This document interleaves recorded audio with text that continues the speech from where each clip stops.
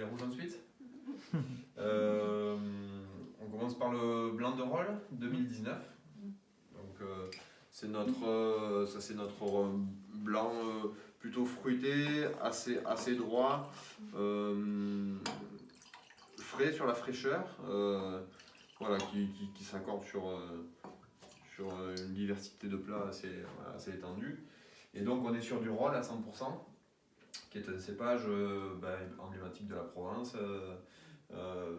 avec du fruit, mais qui garde toujours cette bonne fraîcheur. Donc ça c'est fermenté en cuve, et on a, juste au moment de la fermentation, on fait 2-3 barriques qu'on fermente à part et qu'on réassemble ensuite pour apporter un tout petit peu de complexité à l'assemblage en finale, mais on peut dire quand même que c'est un vin plutôt de cuve, voilà, contrairement au blanc secret qui lui est fermenté en barrique. Donc on le goûtera après. Donc le blanc secret, toujours 2019. Donc là, ce ne sont pas les mêmes parcelles, c'est du Rolle toujours, mais des parcelles différentes, un peu plus en coteaux, sur des sols un peu moins profonds. Donc on atteint des maturités un peu plus poussées, des maturités de raisin un peu plus poussées. On prend garde toujours à conserver la fraîcheur dans le vin, on ne veut pas avoir des vins trop lourds, mais on cherche quand même une ampleur. Puis des raisins, il faut une bonne maturité aussi pour que quand le vin va passer en barrique, il ne soit pas dominé par le bois de la barrique. Donc il faut quand même déjà un jus qui ait du caractère pour ne pas être écrasé par l'élevage en barrique. Et après en barrique, on fait une fermentation classique et on laisse sur lit. Donc le vin reste sur ses lits totales et on le bâtonne pendant 1 ou 2 mois. C'est ce qui va aider à nourrir le vin, le rendre un peu plus ample. Et aussi à le protéger contre l'oxydation. Les lits ont un pouvoir protecteur contre l'oxydation. Et après on le laisse tranquille pendant les mois qui suivent jusqu'à la fin de l'élevage pour qu'il s'affine, les lits tombent au fond et donc là voilà, le vin va s'affiner sur ces lits tout doucement. Et il y a le phénomène de micro-oxygénation par la barrique qui va affiner le vin, lui donner sa rondeur et une sensation de sucrosité un peu aussi. Le bois plus la barrique donne cette sensation de sucrosité. On a l'impression que le vin est un peu sucré alors qu'en fait il n'y a plus du tout de sucre à l'intérieur. Effectivement, des notes un peu, qu'est-ce que vous diriez, un petit peu cerise noire, un peu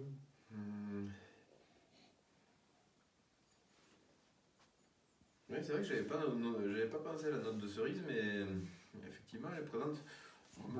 Framboise cassis un peu. Oui, c'est vrai. On n'est pas sur un fruit à chair blanche vraiment comme souvent, on est plutôt sur quelque chose d'un peu plus jaune, noir. Ouais, voilà, presque. C'est un petit peu épicé aussi, hein. Le nez est un peu épicé aussi.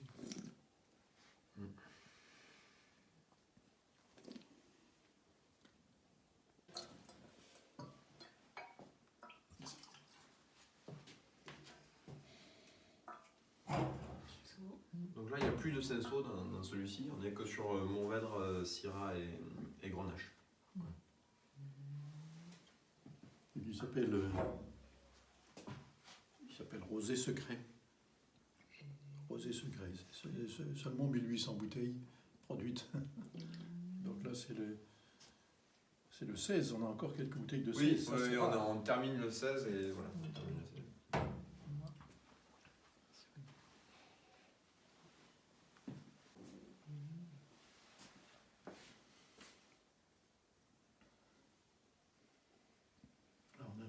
Sur la gelée de cassis, un peu mûr plutôt, un peu la mûre, le cassis, la violette aussi. Un peu. Oui, il y a clairement un côté floral comme ça. Un joli nez, très élégant.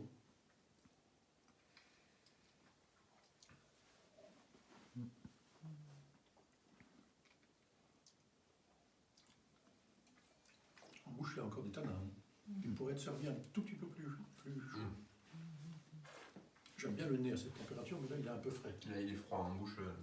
Ça fait ressortir un peu les tanins quand même. Oui, ça fait ressortir un petit peu. Il doit être à 12. Donc, mais par contre, il ne faut pas le servir non plus.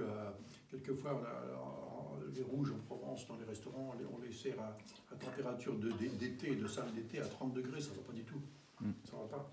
Il faudrait le servir à 18. Là, il doit être peut-être à 13-14. Oui, il doit être.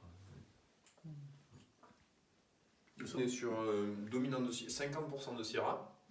Et après, les 50% restants, c'est à peu près à égale proportion entre le Carignan, des vieux Carignans, des Cabernet Sauvignon et des Mourvèdre. Ouais. Il n'y a quasiment pas de grenache dans cette cuvée. L'utilisation sur le Carignan contre Provence, quand même, c'est là. Hein. Je crois qu'il y en avait avant, mais ils ont beaucoup été arrachés. Nous, on a conservé une vieille parcelle, elle doit avoir plus de 60 ans. C'est des Carignans en gobelet et c'est vraiment très beau. C'est dommage qu'on n'en ait pas plus, mais c'est vraiment très beau, les raisins qui sont Et là, produits vous sur les mettez dans le rouge. Oui, on le met là. C'est vraiment c'est croquant, c'est mûr, c'est très bon. Pour moi, c'est ce qu'il y a de meilleur presque. Le meilleur que... Mais bon, on n'en a qu'un demi-hectare. Donc c'est pas... Pourquoi un vignoble en Provence alors que je fais du champagne? Bah, évidemment, le champagne, je le fais à Reims, en Champagne. Comme vous savez, c'est une indication géographique protégée, donc il n'est pas question de venir ici en Provence pour faire du champagne. Je suis venu en Provence pour faire autre chose. Et donc nous faisons des vins dans ce domaine qui est certifié bio et qui est au milieu de la nature, et on respecte beaucoup la nature ici. Voilà, ce matin j'étais en train de préparer des petites maisons pour les oiseaux, des choses comme ça. On s'occupe beaucoup de la nature. Et alors pourquoi la Provence plutôt que, je ne sais pas, peut-être Bordeaux ou d'autres régions, le Languedoc? D'abord, à Bordeaux, et Jonathan le sait bien parce qu'il a travaillé pour un grand cru à Bordeaux avant de venir ici, si vous n'êtes pas classé dans la classification 1855, vous n'existez pas. Alors qu'ici, finalement, on peut créer quelque chose sans préjugés, sans le poids de l'histoire. Il faut tout créer soi-même. Mais bon, moi, ça ne me fait pas peur.